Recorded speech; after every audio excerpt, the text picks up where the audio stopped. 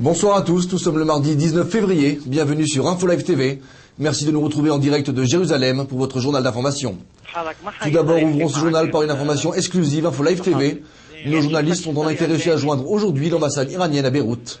Malgré les déclarations provocatrices et répétées de leurs dirigeants, le personnel des ambassades de la République islamique semble avoir reçu comme consigne de garder profil bas. Une interview exclusive que vous retrouverez demain sur InfoLive TV. Développons maintenant ensemble les grands titres de l'actualité de ce mardi 19 février. Tout d'abord, commençons par une information qui risque de faire grand bruit en Israël. En effet, le général israélien Yair Golan, responsable de la défense civile, a affirmé ce mardi que la fortification des habitations se trouvant à Sderot et en bordure de la bande de Gaza constituait la dernière des priorités de l'armée israélienne. S'exprimant devant la commission de contrôle de l'État, le général a déclaré que l'armée avait l'intention d'établir de manière très claire les priorités. Toujours pour Yair Golan, la première priorité de la défense civile serait d'être capable d'alerter les citoyens israéliens à temps en cas de danger imminent. Les services du Shin Bet ont décidé aujourd'hui d'augmenter la protection rapprochée des ministres israéliens, et ce en raison des récentes menaces du Hezbollah. Les ministres, qui pouvaient jusqu'à présent profiter de quelques instants de repos à l'étranger, seront désormais accompagnés par des gardes du corps pendant leurs vacances personnelles. Le Hezbollah avait promis récemment de venger la mort d'Imad Mouranier, je cite, œil pour œil et dirigeant pour dirigeant. Diplomatie à présent avec la mise en garde de la ministre israélienne des Affaires étrangères contre tout gel du processus de paix. La ministre Tzipi Livni a en effet déclaré aujourd'hui que l'arrêt des négociations de paix avec l'autorité palestinienne ne mettrait certainement pas fin aux attaques terroristes contre Israël.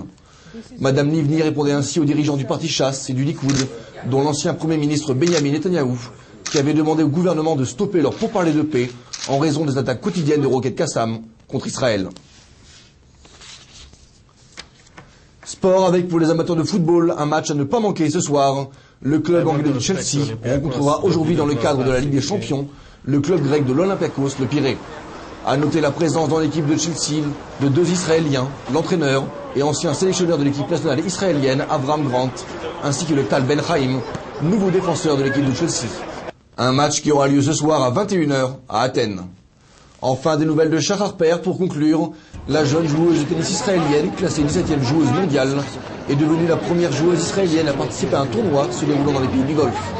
La jeune israélienne a remporté son premier match dans le tournoi de l'Open du Qatar, en battant lundi la Slovaque Andreja Klepak 6-3, 6-4.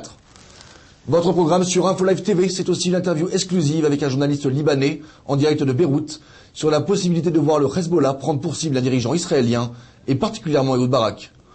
Retrouvez aussi un reportage sur l'art volé aux Juifs français pendant la guerre, à la recherche de leurs propriétaires. Enfin, ne ratez pas un reportage sur la joueuse israélienne Shahar Harper, actuellement au Qatar. Merci de nous avoir suivis sur InfoLive TV. Rendez-vous demain en direct de Jérusalem pour un nouveau journal d'information. Très bonne soirée à tous. Aujourd'hui, le monde entier parle d'Israël. Mais qui parle d'Israël au monde entier, en temps réel, en 4 langues et en direct de Jérusalem? InfoLive.tv, la première chaîne de télévision internationale israélienne. 24 heures sur 24, 7 jours sur 7, suivez de l'intérieur l'actualité d'Israël et du Moyen-Orient. Des reportages, des interviews, un grand journal et des flash infos en images dès que l'actualité l'exige.